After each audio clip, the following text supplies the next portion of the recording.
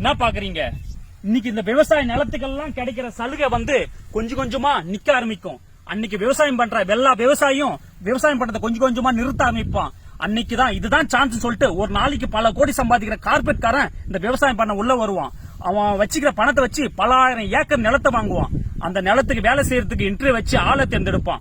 3 மாசம் 6 மாசம் விளைய வேண்டிய பயிரை கெமிக்கல் யூஸ் பண்ணி ஒரே மாசத்துல விளைய வைப்பான். அந்த விளைய வச்ச பயிரை 40 ரூபா 30 ரூபா விக்கிற அரிசிய நான் 15 ரூபாய்க்கு தரேன் 20 ரூபாய்க்கு தரேன்னு சொல்லி மார்க்கெட்டிங் பண்ண ஆரம்பிப்பான். இதையும் மக்கள் ஆசையா நம்பி வாங்க சாப்பிட ஆரம்பிப்பாங்க.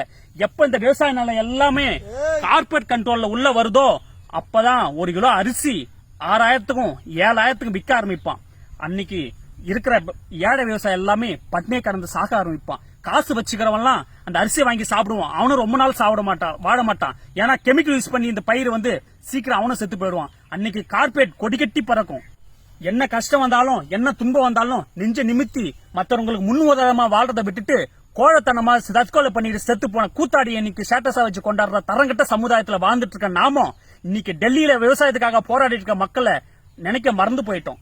இன்னைக்கு டெல்லியில அவங்க சுயநலத்துக்காக போறனாலும் மக்கள் போராடினாலும் நாளைக்கு நம்ம சாப்பிட போற ஒரு வேளை சாப்பாட்டுக்காக போராடுறாங்கன்றத நம்ம மறந்துட வேணாம்.